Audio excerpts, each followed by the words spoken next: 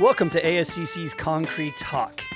Today, we are going to talk about awards. This is an exciting time of year. I'm sure many of you know that I've been doing a lot of podcasts, and I just recently did one about the Golden Pour Awards. And when I was talking about that, I was talking about that this is the season for awards, the season to enter awards. So I am here today with Matt Poppoff and Jeff Hershberger, and we want to discuss everything we can about the awards that are going on in our world and our industry. And we want everybody to enter because it's so important to keep doing these kind of things and show the industry what we can do with concrete. So thank you guys for joining me. How you doing today? Good. Glad to be back. Great, guys. Thanks for having me, Rick. Absolutely, Jeff, man. Always a good time with Hershberger. You never know what the two of us are going to get into and talk about. We're going to try to behave today because this isn't the Concrete Mystique podcast. This is ASCC, so we have to act a little bit more gentleman. We have to be a little bit more respectful, and we can make fun of Matt all we want to. Is that correct? Yeah. All right. Okay, so first thing we're going to talk about is there are a couple different types of awards that are going on with ASCC. So before we even start, let's just backtrack for a second and say, for all of you that don't know what ASCC means, and I keep saying ASCC over and over for you to remember that word, it is the American Society of Concrete Contractors. We are an organization for the contractors, by the contractors. We have manufacturers involved. We have all sorts of people in the industry, from engineers to architects to landscape designers. There's people all over what happens with concrete that are involved with this organization. And we get together a couple times a year. We have board meetings all the time. Jeff and I are on the Decorative Concrete Council. The DCC is what we call it. We're on the Decorative Concrete Council. We also have, ASCC has its own board. We have the CPC, which is the Concrete Polishing Council. We have the MAT Council, which is for the manufacturers. We have so many different parts of this organization that people don't even realize are going on behind the scenes to change the history of this organization or this industry and better everything we can. And we are always progressing and always changing and always trying to make things better. Is that a good definition? I agree. There's a lot of pieces to this puzzle that keep it going. But yeah, I'm a part of the board of directors. I run the membership committee and the finishing committee. Don't know anything about decorative. No, to that same point, let's introduce ourselves a little bit because, everybody knows Jeff. He's the Decocrete TV guy. He's all over the internet all the time. But Matt, introduce yourself a little bit because some of these people may not know who you are and your background and where you live and what you do and all that kind of stuff. Matt Poppoff. I'm a second-generation concrete contractor based out of Yakima, Washington. We are located in central Washington, in central eastern Washington. And we're a turnkey, full-package concrete contractor. We do everything from the footings to the fence posts. But my dad was a past president of ASCC. I got involved with the ASCC probably around 2010-ish. And like I said, I'm on the board of directors now, but I owe a lot to my mixed group for getting us into the things that I've needed to change the company and succeed. And the ASCC has done a tremendous amount for me over the years, as far as mostly for networking and learning how to do things that we've never done before, which everybody is very willing to share. And that's a big part of why I'm here, is just to better the industry. All right, go ahead, Jeff. Introduce yourself, even though they all know. Wow. You guys, I don't know if I can outdo either of those. You guys really brought me in last year, leading the lamb to the slaughter. So, Jeff Hershberger. I work for Decocrete. I've been there for quite some time. And, those of you, I know a lot of people around the decorative industry. Now, I'll be honest, it's the first time that I've actually spoke to Matt face-to-face. We may have seen each other at a ASCC Conference or two, but I don't believe that we've ever actually spoke to each other before. But Decocrete's been ASCC members for as long as I've worked there. So I started also in 2010, and I believe we were currently members already at that time.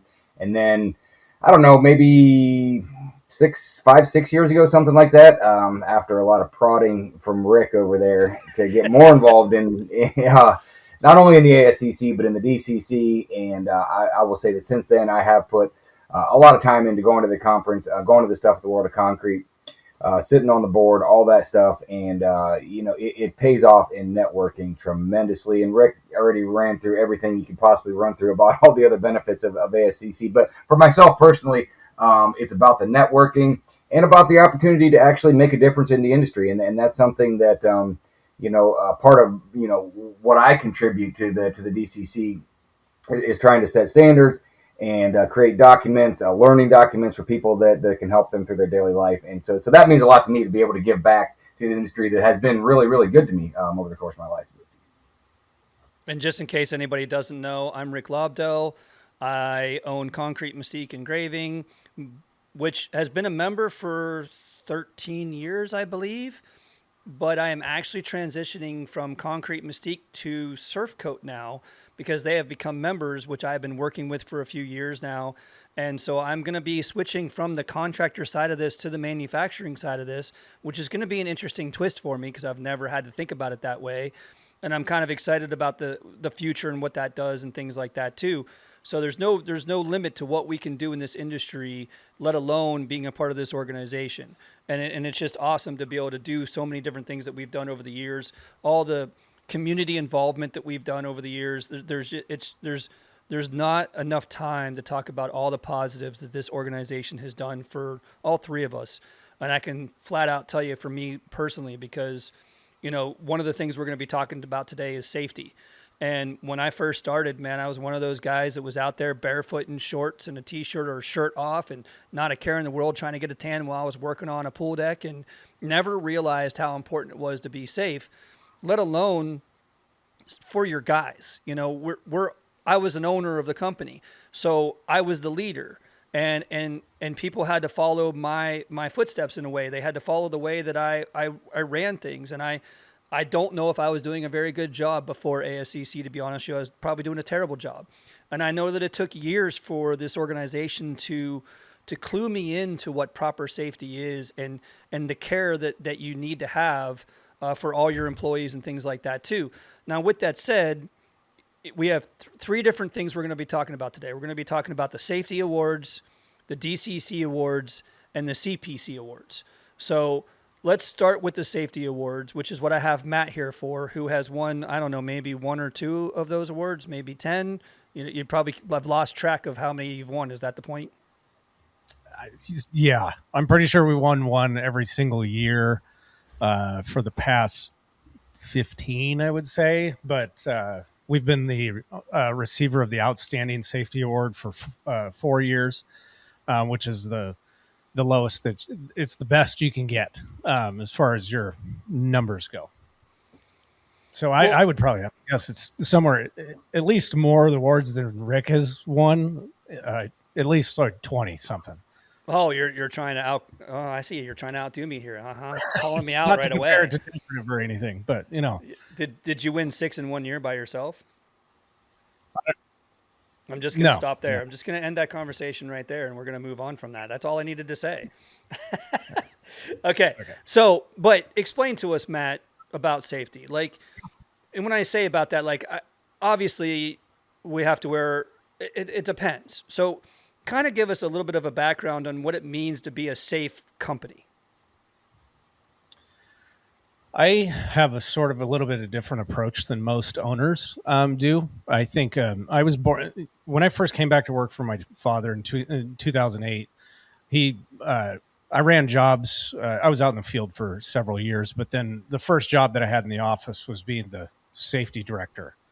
That's a really painful job, and it could be tremendously boring. There's a lot of things that specific states, especially Washington, requires you to do for as being a safe contractor as far as your documentation goes. There's the documentation. You got your safety plan. You got OSHA 10s and 40s. You got all these certifications, yada, yada, yada, yada. That's all great. I don't believe your safety has much to do with those with all those programs and certifications and all that kind of stuff. When it comes to concrete work, I'm talking concrete work specifically. Electrical, that's a little bit different story, right? But I look at safety from the standpoint, it's a culture thing. If you've got great culture in your company and you got people that look after each other and care for each other and don't have bad apples in your company, or the carp, as we like to call them, the bottom feeders, reckless people, that kind of stuff. People with bad driving records. That's a big thing. If you have good culture and you vet good people into your company, culture takes care of your safety program, program, and your numbers itself. I've preached that since for the past decade, and it's rewarded us tremendously with plenty of awards and safety certifications from the AGC and the ASCC, and the biggest portion of it is that the guys and the gals go home at the end of the day. That from you woke up this morning, I want you to be back in your bed at the end of the night, and that's the number one thing I care about most. And my employees know that I have a very passionate, I guess, understanding of what they do every day. I'll do what they do. I lead by example. And it starts at the top. I mean, if I don't practice our safety, then they're not going to do it either.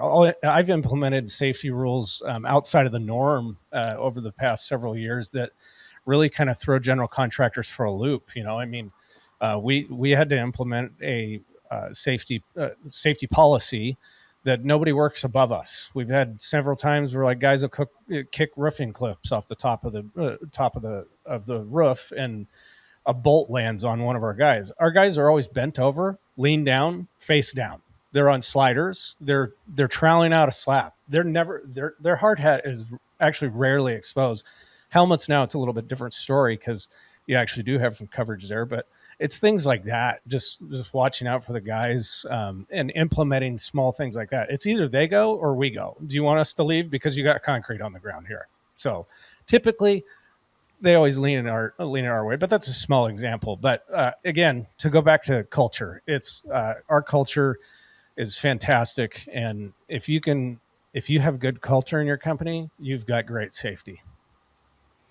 So, how does that help you with your projects? Like, is it a benefit to get more projects to do the builders or the however? I mean, I know you guys do large scale projects most of the time, so it's a different world from Jeff and I. Like, you know, we're little residential guys. We're two men in a truck kind of world. Yeah. You've got this gigantic, enormous world that you are building in with concrete.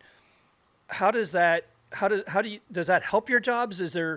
What is the purpose to getting these safety awards for you? I guess is what I'm saying.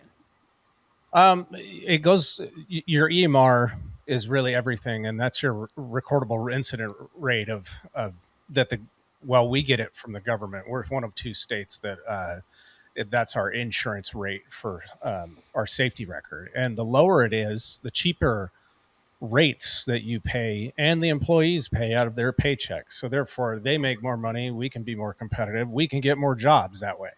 Also, there is a tremendous amount more projects. Like back in 2008, we had like a 1.0 EMR, which is terrible. I mean, and there were several projects then that we couldn't get because we can't even bid the job because our safety record is so bad. They don't even accept your bid. We've seen projects lately, like down in the point.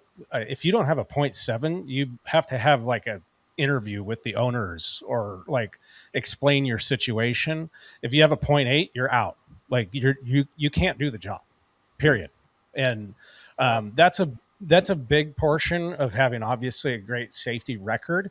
Another big portion of it is it's bragging rights. I mean, we've got a lot of these safety awards right as soon as you walk in our office.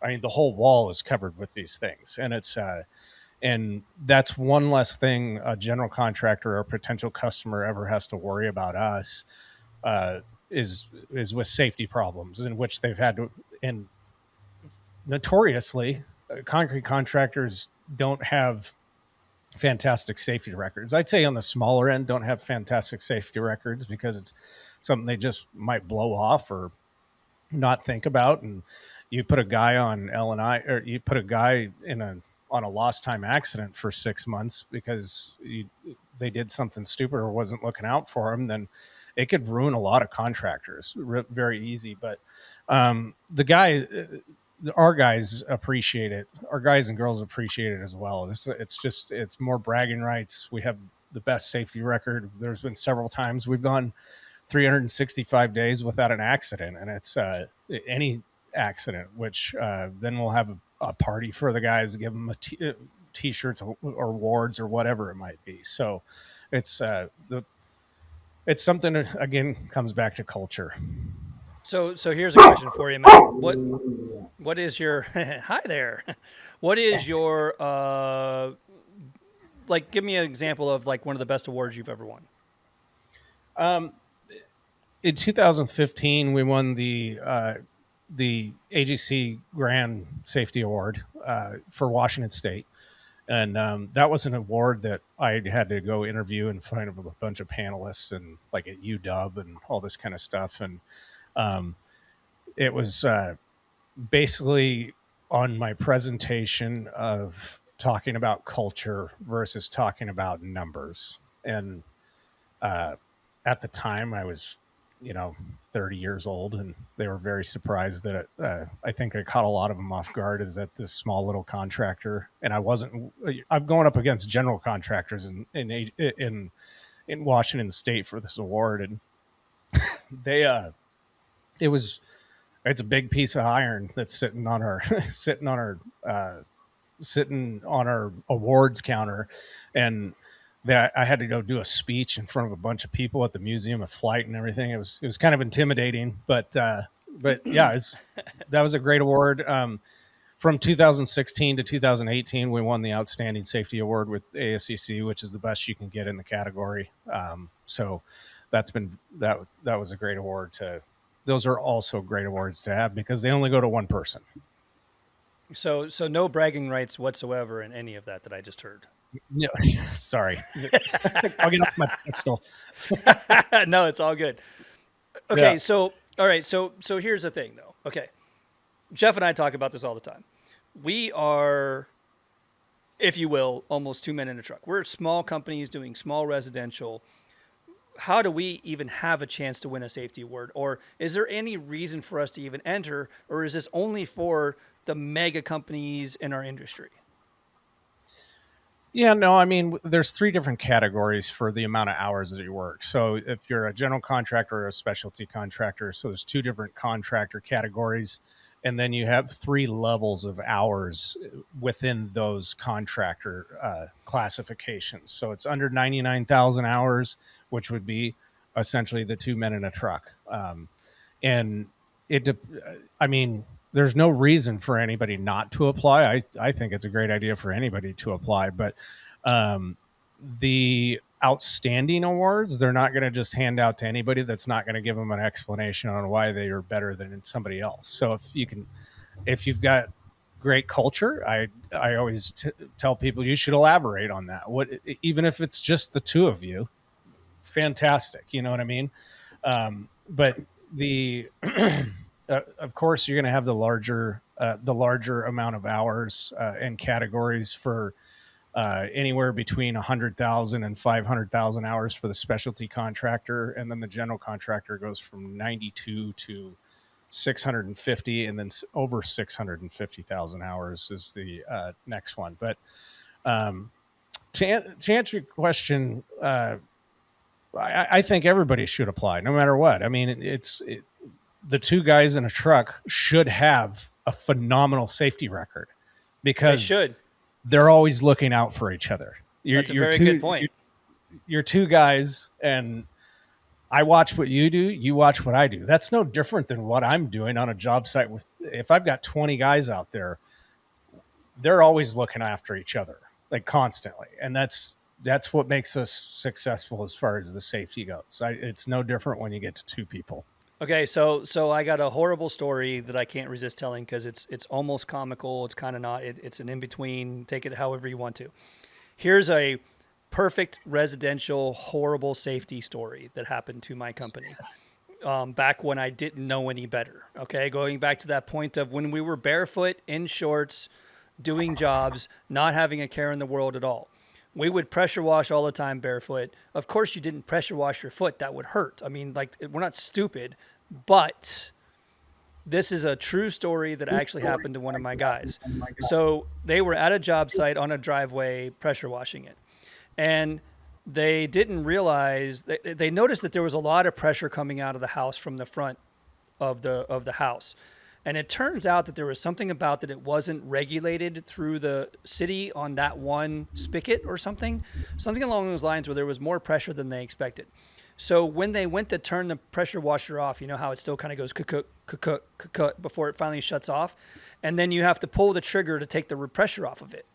Well, my guy was holding it and facing it toward his leg and shot a hole in his leg with the pressure washer. And then he proceeded to jump around in a circle and leave footprints of blood all over the middle of the driveway. And of course, He had to go to the hospital. Like, it was a major catastrophe. It was a major ordeal. I was devastated about it and took care of every detail I could about the situation. But what makes this worse is an injury like that is not something where you can just stitch it up and go home.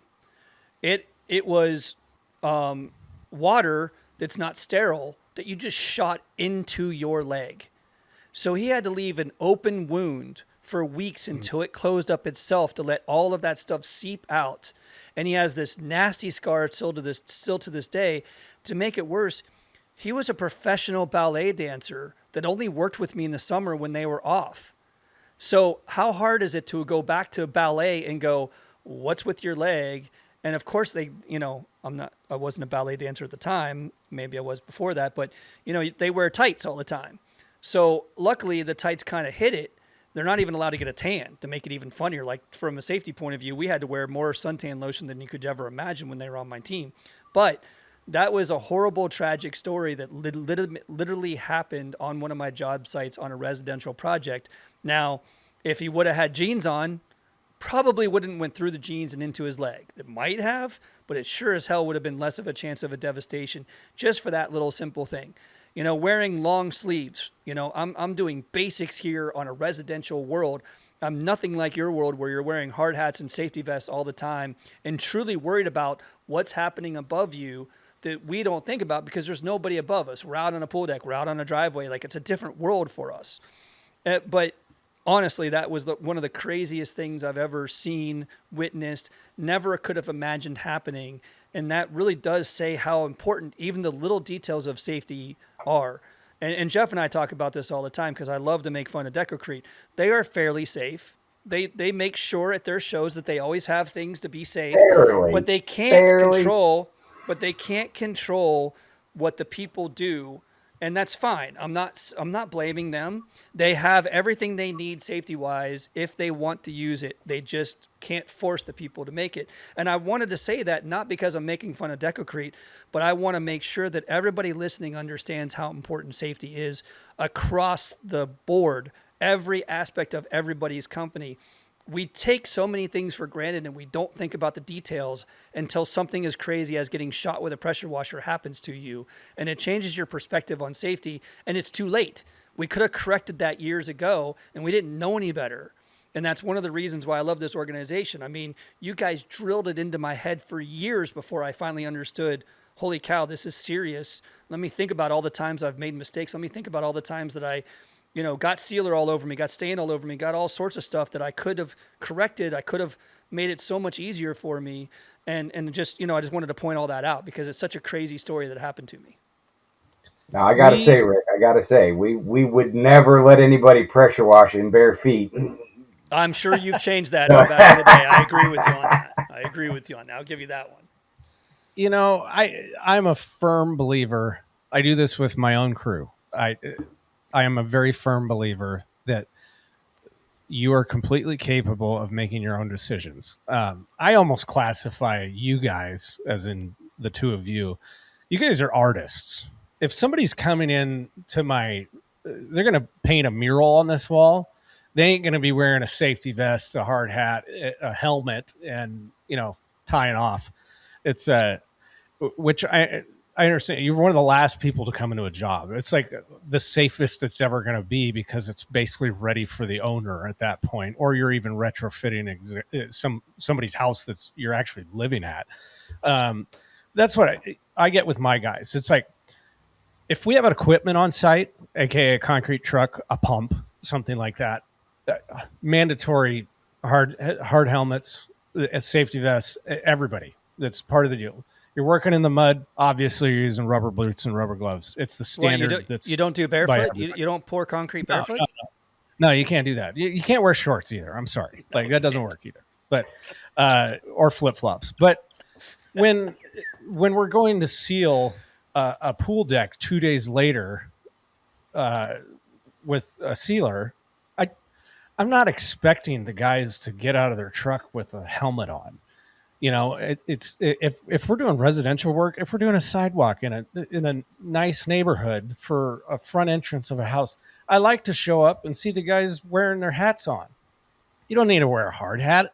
I get it. It's like you got to have standards, but at the same time, you don't want to run your people off. If I got to tell my guys that they got to wear hard hats and safety glasses and safety vests on a residential job, they'll be like, I'm going to work for the other guy. I'm sorry.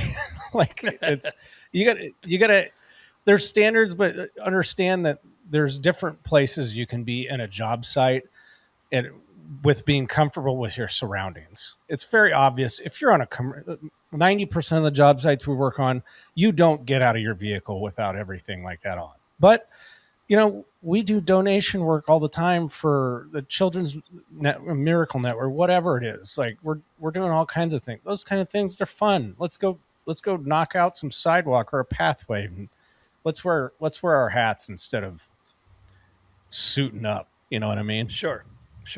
So let me ask you this, Matt. Now let's get into the safety awards themselves. There are a couple different categories, and explain to us like the process, not in full detail of every little detail of how to enter, but just give us like kind of a general idea of how you enter, what it takes to enter, how expensive it is, and kind of a breakdown of how the categories work a little bit for everybody listening. Sure. You have to be a member to apply for a safety award. So if you're not a member, you should join, then apply for a safety award. And everybody listening should be a member, so join right away so you can be a part of it. Correct. It is $0 once you're a member to apply for the safety awards. So all of the safety awards are now done through Smart Tag It. It's an app that you can get on your phone, your iPad, or you can use the web app. It's run through a company called Factor Lab that ASCC actually hired to help facilitate these. It's a very simple form. Asks you a bunch of questions. You don't have to fill out all the questions if you don't want to. However, I encourage that. That's what will get you an outstanding safety award. If you're not gonna fill out the questions about your culture and what's different about your company versus others, you're not going to get an outstanding award. So we have the outstanding safety awards, which are through general contractors and specialty contractors with 3 different hours of hour requirements. So there's 6 different awards total there to give out for the outstanding safety awards. We won it last year, and we're probably going to win it again this year. So if you're in the 150,000 specialty contractor, you might just not want to apply, but that's just my bias. We've got the Burr Bennett Safety Awards, which these are selected by a committee for safety excellence. Those are typically given out to contractors that are recommended by somebody within their company. And then also the Owner Executive Safety Awards, which is the same thing. It's vetted by it's applied for by somebody within the company. So we also have the Fleet Safety Awards, which is miles driven on the road, no accidents. Basically, if there's 3 different categories from that for that, it's 1 to 600,000 miles, 600,000 miles to 1.3 million miles. And 1.3 million miles and over. So that's for no accidents, obviously, with driving vehicles and that kind of stuff to to basically recognize all the drivers that you have. So, but then you have you have the regular safety awards, which are given out to people based upon their numbers, and that's zero lost time, recognition, and improvement awards, and those are all different awards that are awarded by the ASCC. Awesome. Jeff, could you imagine 1.3 million hours of driving? 1.3 million miles. I'm sorry, miles of Miles. driving. Miles, That goes not by miles. Miles.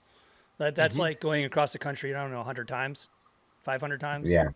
Yeah. That's an insane amount of workforce to be driving that much, and years of that happening, I assume, because that's not in 1 year, right? That's over time. That's 1 year. That's 1 year. Jeez.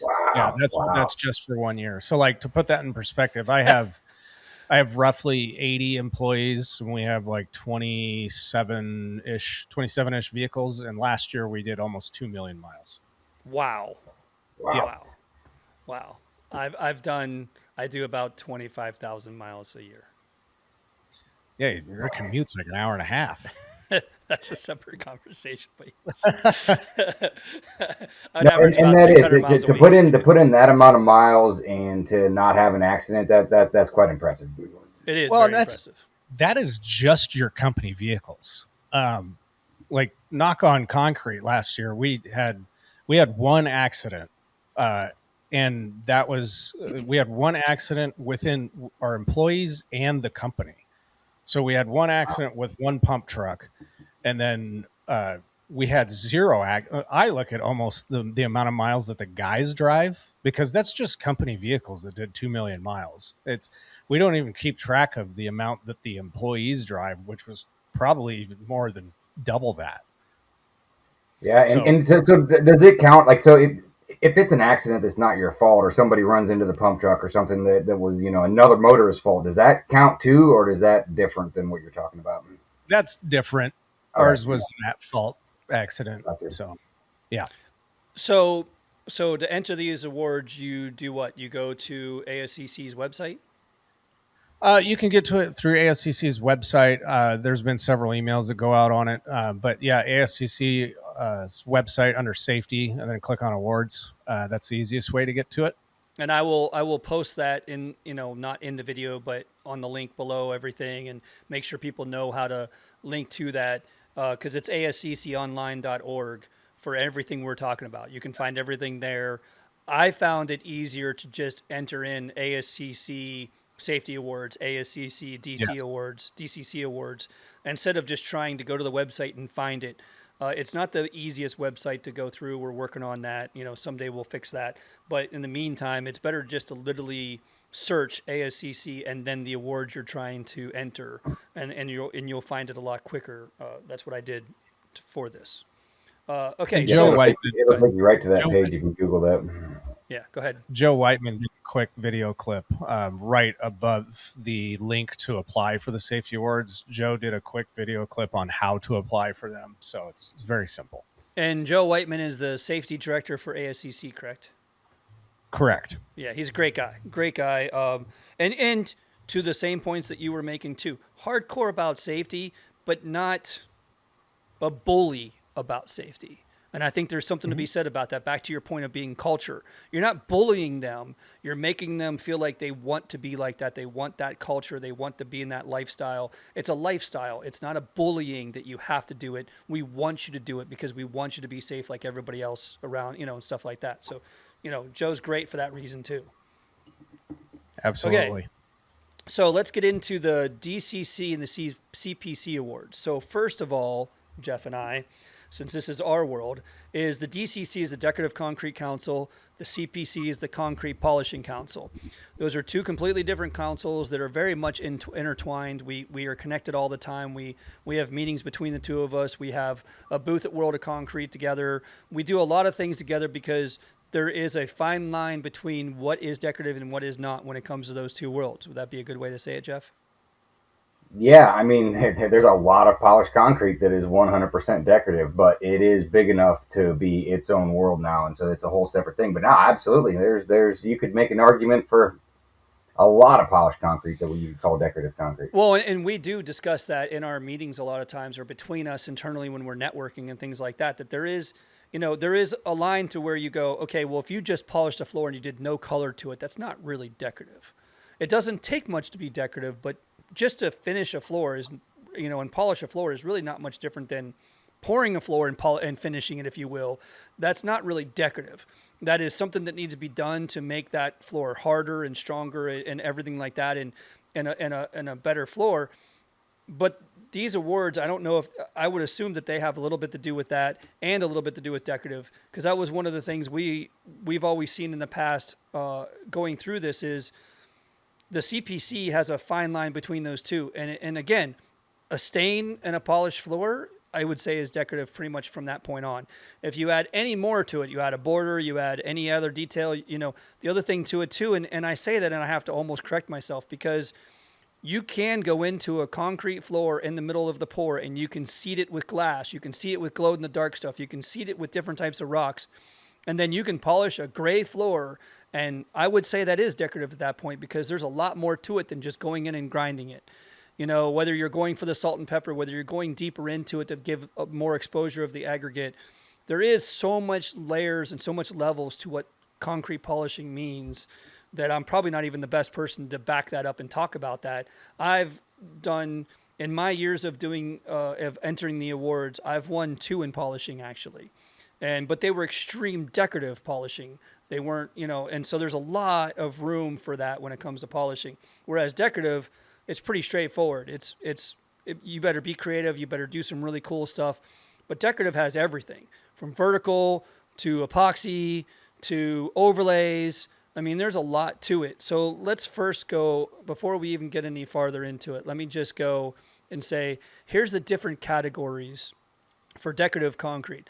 There's vertical concrete structures, stamped concrete, cementitious overlays, concrete artistry, countertops and furniture, resinous coatings, stains and dyes, multiple applications, and then they do a project video, which is only a couple years old now, where we can actually make a video and get an award for how clever we are with the creativity of the video we make about the project we did and showing off that project and showing off our company and things like that too. With the polished concrete, there is a Class A cream finish, a Class B salt and pepper finish, a Class C exposed aggregate, polishable overlays, decorative finishes with color design and stencils, residential polishing, industrial and commercial polishing, countertops and furniture, and then the project video also. So there's a couple of those that are close to each other, but the rest of it I see why we have expanded it, because over the years, the CPC has just been part of the DCC, and they've just had a couple awards. And now they've got all of their own, and reading all of those, I'm starting to understand why they needed their own awards connected to everything we're doing. Yeah, because in the past, I mean, the only chance of winning the award is if there was a decorative nature to it. And so it sounds like now, like, I'll be honest with you, a few of those things you read off in the beginning, I'm not even sure what that is. But it sounds like that's something, that has to do with the type of finish, the depth of the finish, all that stuff. And so, there's actually a chance now for people to win awards for that. Where in the past, when it was all part of the DCC Awards, it had to be highly visual. Which is an interesting point, because we've been judges for 3 straight years, and we are not judges this year. And reading off those categories, I might understand why now, because that is not all just decorative. There's a lot more to it, and it's not necessarily something that we worked on over the years. We're big on decorative, but we weren't as big on polishing. No, when it comes to the CPC side, I mean, I would not even be remotely qualified to judge that stuff, because I would literally be looking at it from a decorative perspective, and that's not what it's all about. But it seems like, do they still have the different categories in the decorative side too, of the like above 5,000 square feet and under 5,000? Yes, I'm sorry. Okay, so each one of those has 2 different separate categories. I believe both of them do. What I love about that is that gives the smaller guys a chance that don't do projects that are over 5,000 square feet, on one project. And so we all have a chance, to get in on this now. You don't have to be one of those big companies doing theme park work. There are categories for the 500 square foot stamp job that just falls under the 5,000. And literally anything under 5,000, if it's that cool, submit it. Who knows? You could win the award. I mean, that's a very good point because Christopher Land, Dallas Epoxy guys, he won 2 awards last year, and his project was 400 square feet, maybe Yeah, 500. yeah, it was It under wasn't very 500, I big at all. believe, It was and so that's beautiful. okay. That's not about scale. There's a category for that, and there's a category for under, and there's so many other great. There's a lot intertwined. Like some of the ones are pretty straightforward. Stamped concrete, it is what it is. But you get into concrete artistry, you get into multiple applications. The sky is the limit. I mean, you could bring so many different elements of decorative concrete into those two categories. And what I always tell people too is don't just get stuck on one. Just because it was a stamped concrete project, there could be other things in that project. It could be entered in different ones. And maybe it was a cementitious overlay, but there was also some vertical concrete involved. And so don't just stop at the first category that you think fits. Enter all of them.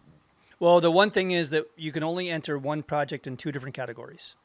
Oh, So is that okay? That yes, wasn't always like that, I don't think. yes, it was. I mean, it's been It like was that for okay. years. Yeah, when I first started, it wasn't, and I think they changed that because of me, because I think I was winning in multiple categories, and I think they finally were like, "Hey, I don't think you really need to be entering 5 different categories for the same project. It's kind of redundant to the audience, and you know But you can do two, is what you're you can saying. do 2." And Yep, yep. to that same point, Matt, I think we're finding out here that at least we don't have to compete against your magnitude of projects. You're doing these gigantic projects, and we're doing these tiny little ones, and luckily we're not competing against each other because of it. I agree.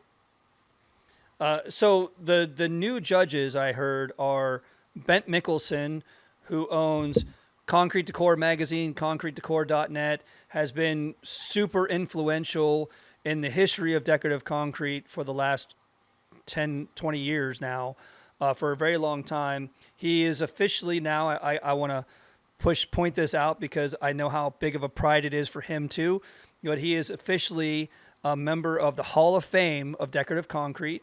So rightfully so to have that position to be in the judging. We have Karen Keys, who owns Art of Concrete in Colorado, and she's done major projects that are very creative, very good at adding aggregate to the top of the concrete and seeding it on purpose, and then doing light exposures, different decorative things because of those things. She's really clever in what she does with concrete in Colorado. And then we have Jim Peterson, who owns Concrete Network, which, like Concrete Decor, has been a huge advocate of our industry for a very long time, has always been showing off tons of different artistry and tons of different creativity that's going on in our industry. And so he's been a huge advocate for us for a very long time. And then we have Scott Metzger, who is the owner of Metzger McGuire, and they do joint fill. And they're part of the polishing world, heavily in the polishing world. Now you would think it's just joints. How could he know that much about polishing? But you would be shocked at how intelligent that guy is and how much he knows about this industry across the board, let alone polishing. So I've seen how involved he is in our industry. These guys have been members of our organization many of years. Some of them are not members now. I think Karen and Jim are not now, but Bent and Scott are. But they have always been huge advocates for our industry, all of them. And it's going to be interesting to see their perspective on, what is entered, which is the point of this thing. We want everybody to enter. We don't care how big. You can be as big as Matt's company. You can be as small as my company. We don't care. You all have a chance to win in one way or another. And that's kind of the biggest things, Jeff. Like, we need to get people to enter. There is so much work. We see it all the time. You talk about this all the time through all the people that come through your stores. There is so much incredible, creative artwork, if you will, in our industry that is being done, and nobody knows about it if you're not on social media or you're not talking to each other. And so we want those people to shine. We want them to come out and show off what they do. I tell people all the time, I've been saying this for years, you will never win if you don't enter. There's no chance of winning if you don't enter. And if you enter and you still don't win, go to the event and find out why. Because when you see your competition, it's going to make you want to do better. It's not going to make you step back and go, well, I'm never going to be able to win this, so I'm never going to do this again. It's going to make you, give you that drive to really want to do better. There is many a times that even though I won an award for this project, I didn't win one for this project. And I was like, how? How could I not have won for this awesome project I did? And then I go to the show and go, yeah, yep, that's why. That's unreal. I see why.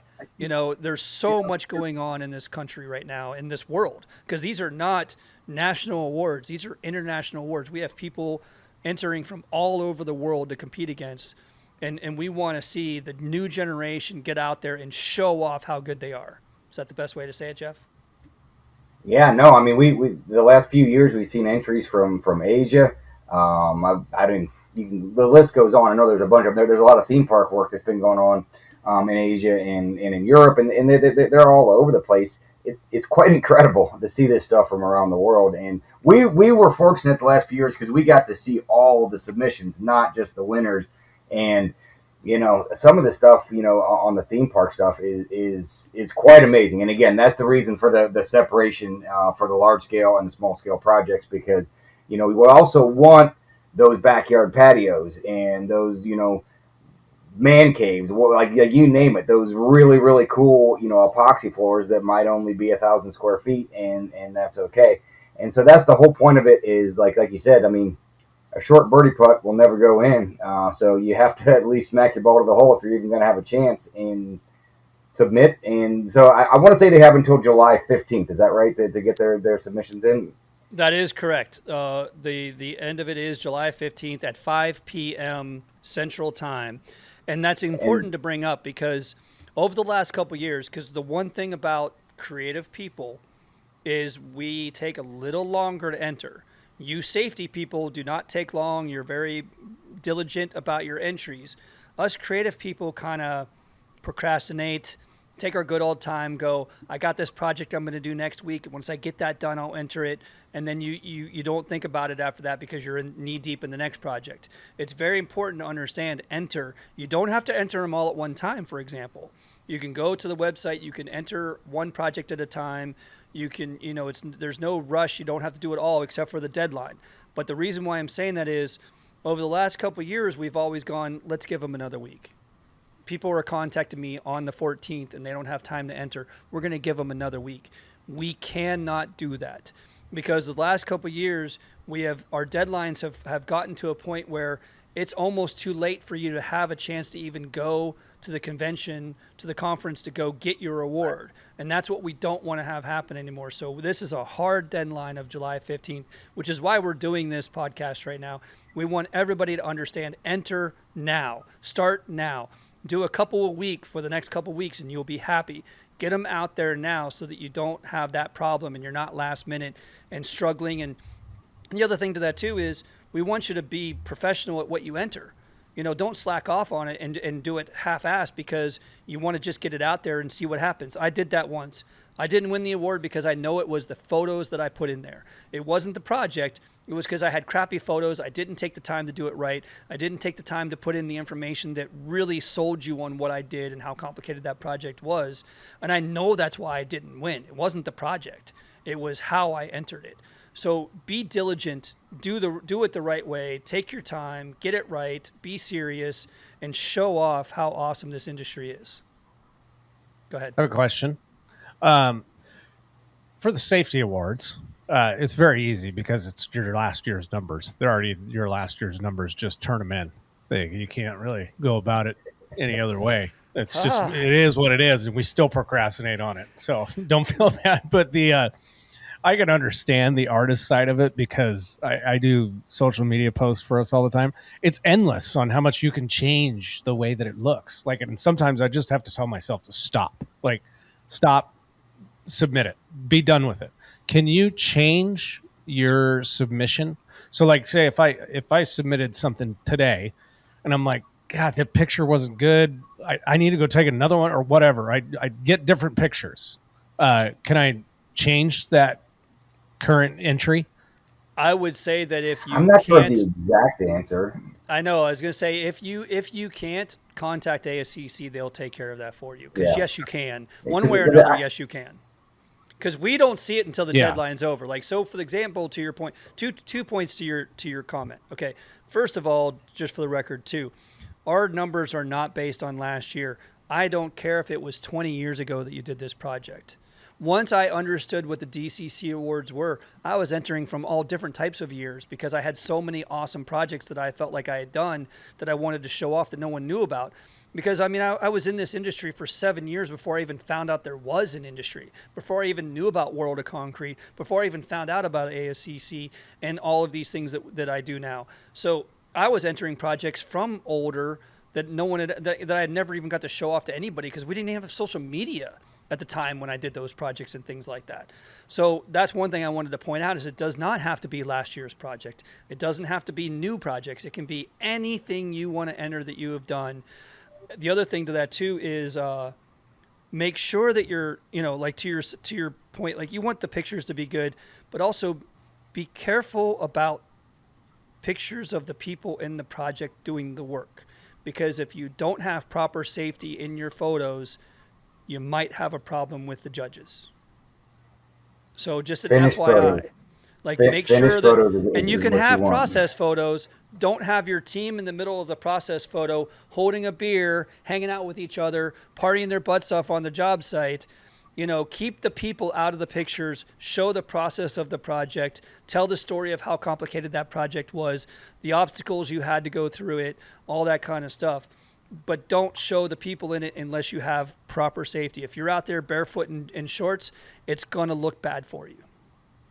Use Chat GPT to remove them and do your best. Well, and I was going to bring that up too because one of the things that always seems like the biggest pain of this whole process is the write-up that you have to submit with the photos about the project and a little bit of a story about it.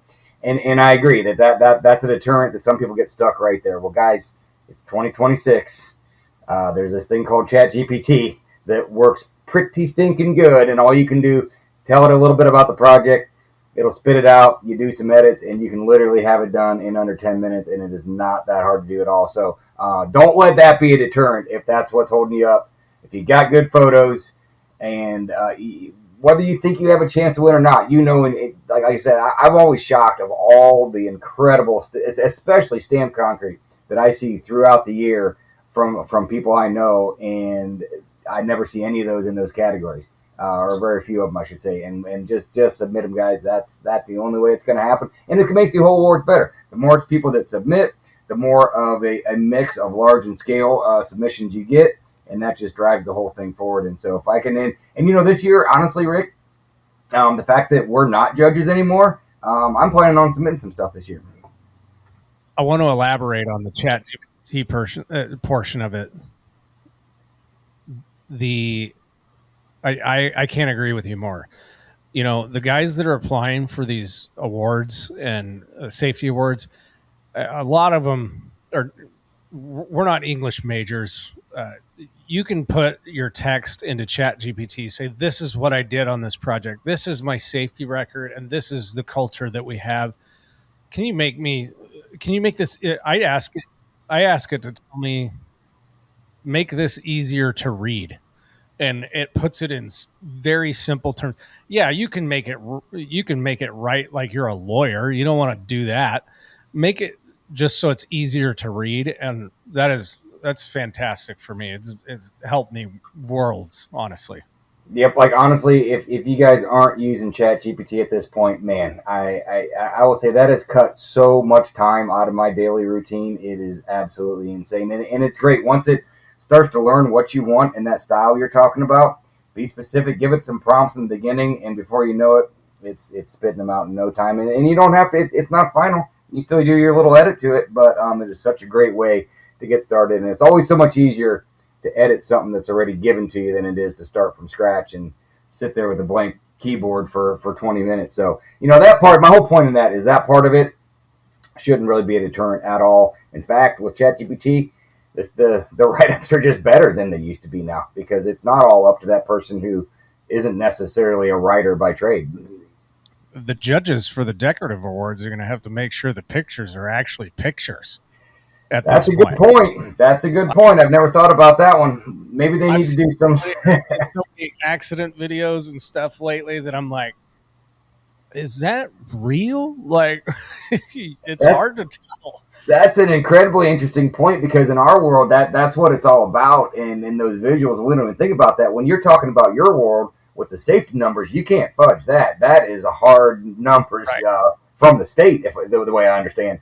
And so, Yes. and that's something that, as this goes on, and I hadn't even considered that. But that's something that maybe eventually there's going to have to be some sort of vetting process or something in that, because I've done this myself. You can really, really do some stuff even with a free version of ChatGPT.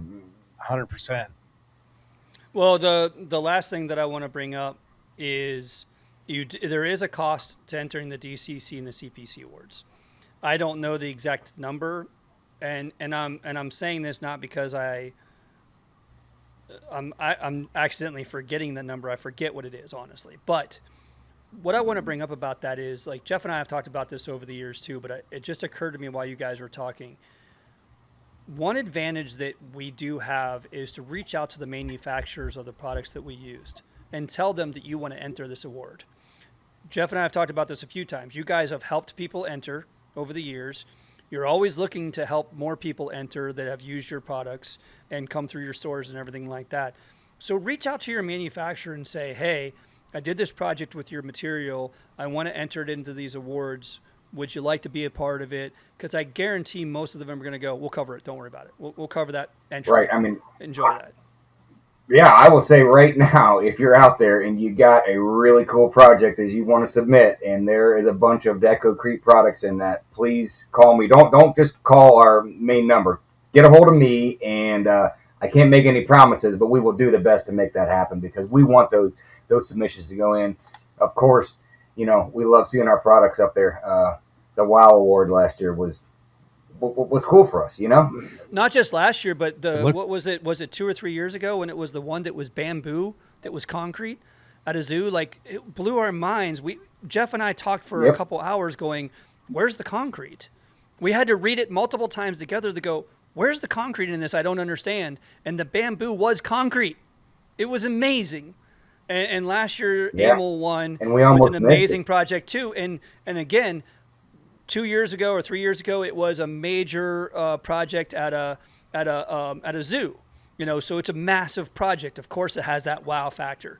Last year was not a very big project that Amel did. So the scale has nothing to do with the wow award. It has to do with the quality of the work, the expertise, the creativity to it. You have no idea how far this can go and what you can win. And again, you have to enter, or else you'll never know, and this industry will never know. And one of the things that ASCC has been trying to do is we are trying to post not just the winners, second place winners, but we're working on, like if you had a really good project that you entered, we'll probably still post it too and go, here's a runner up, or, here's an honorable mention. Here's somebody else that entered that had a really cool project, but didn't win the award. We want to show off as much as we can for you also. It's not just enter, it's over, see you later, good luck next year. No, absolutely. And the exposure, not just for the winners, is kind of what you're getting at there. And that's what it's all about. And of course, they can't post every project, but there is exposure there. And the whole point is, if you don't try, it will never happen, guaranteed. And so Rick, tell everybody where this whole thing culminates to. Where do they receive these awards? When is it? How do they get involved? Do we need to be a member of ASCC to apply for the DCC Awards? Okay, so contrary to the Safety Awards, you do not have to be a member to enter the DCC or the CPC Awards. Anybody can enter. We used to do this. The interesting thing about it is we used to do the award ceremony at World of Concrete. And we used to do it there because everybody wants to go to World of Concrete, so why not have the awards there? Well, the problem is we're all so busy. We got so much going on at World of Concrete. It's hard to take time to go to that. So we weren't getting a lot of people at the event to show off all of this great work. So we moved it to the conference in September, which this year is in Columbus, Ohio. The great thing about the ASCC conference is we move around the country every single year and pick a different place in the country. And this year happens to be in Columbus, Ohio. So you have an opportunity to come to the opening night ceremony, hang out with all of us, network with all of us, go to the awards, see your image up there, meet all these people that are going to come up and congratulate you and talk to you and everything like that, and start your networking into this industry in a larger scale than you can imagine. and it's going to be, I think it's at the end of September. I'll put the date up on the links and everything like that. I forget the exact date, but it's the end of September. And so the reason why we switched to that is, one, we want you to know about ASCC. We're not going to lie here. We want you to come become a member. We want you to be a part of all of this. And so that's the first goal. The second goal is you're within a group of people that care so much about this industry that it's the perfect place to show how good you are, how great your projects are, what you're doing in your little world, who you are, and introduce yourself to a bigger picture of this industry. Now, Matt just politely gave me the dates. It is September 28th through October 2nd. Now, that's the whole week. That's Wednesday, Thursday. So it's Wednesday through Saturday, right? Wednesday, Which is Thursday, the 30th. Friday. That's the 30th. The 30th through the... Yeah. And the reason why it's the 28th to the 2nd So it would be is, Wednesday night the 30th then. It is, but the I reason think it gets why... over on Friday. Yes, it is over on Friday. You're correct. The reason why that's important too, though, is because we start board meetings, committee meetings, all that kind of stuff on the 28th. So if you really want to know more about what's going on in this industry, and again, you do not have to be a member to come to the ASCC conference. I went for 2 straight years as a non-member before I decided this was something that was better for me, bigger for me, important for me, that I wanted to be a part of. So we want you to come all week if you can, because you can come to these meetings, you can sit in and hear what we're talking about, what's going on in the industry, what we're trying to fix, what we're trying to make better. Listen to Jeff talk about best practices and all the stuff he's doing to make things even better for people to know about. Some of the things that people don't realize this organization can do for you is, first of all, we can help you if a client is suing you. We can help you with that kind of stuff. If someone is threatening to sue you because your concrete cracked, we can go, here you are. Here's this letter that says concrete will crack, guys. It will crack. There's nothing you can do about it, so that you're not responsible for a concrete crack and things like that too. There's so many little details of best practices and things that we are helping you with that either you can use in law if you have to, or you can use prior to that to show your clients how much you care about the future of what you're doing in this industry. And you get access to all this information. You get access to people that will help you with this. Like Matt said earlier, we don't all just show up and stand in the corner and not talk to each other and go, well, I'm better than you and this is what I do and it's tough that you're not as good. No, we are all there as a community to help everybody out. We do not care. We are here to help the industry every way we can for the big picture of what's to come, what is going on, and all of that kind of stuff. Did I say that well? I think that was perfect. Anything else, You guys? helped me learn a pool deck, so yeah. Helped to fix that slip resistance that you didn't have. Yes. Yeah, exactly. Yeah, see, but I know who to call. That's the point. And it's not Ghostbusters. No, yeah, it's Rick. But to your same point, though, Matt, and like Jeff was saying earlier, don't hesitate to reach out to us if you want to know more information or you need anything about it. You are more than welcome to reach out to us. We're all on social media. It's not hard to find us. Most of you know that. So don't hesitate to ask questions and reach out to us. I have a few people that are wanting to know when you can enter the awards, and I've got to reach out to them. I got to go back and look for them because the entries are open. Let's go. Let's get these in. Let's enter these things. Let's get these awards. I want to see you guys in September. And I really look forward to seeing what happens this year. And I can't wait to find out who the winners are and specifically who the WOW winner is going to be. I think it's going to be my pool deck. I don't think so. I don't think that's decorative enough, man. But good try. It was a good first start. All right. Anything else, guys? That was a lot. I don't know. I think that was a lot. And speaking of that WOW award, I can't, as you were talking about that, it just made me think about the fact that, a lot of times that is a big, huge project. And last year, AMA won that. And, it's a 4 or 5 man crew that won that award. It has not always been a huge project.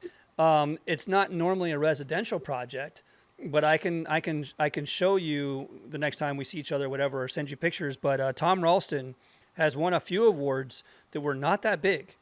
and he's Oh won the yeah, Velvet yeah, a few yeah. times. Quite a few years ago. Yep. No, Yeah. you're right. But my point is that this was literally like a 4 or 5 man concrete crew that put this together, and Yeah. they won. That they stole the whole show, and so that could literally be anybody that's out there listening right now. Yep. Yep. Awesome. Well, thank you guys for joining me about all this. I know it was a lot of information for everybody, but I feel like it's important. I know you guys do too, or you wouldn't be here. And so I look forward to seeing you guys again soon. And everybody listening, have a great night. Thank you. Thanks, Rick. Thank you. Great to meet you, Matt. You too.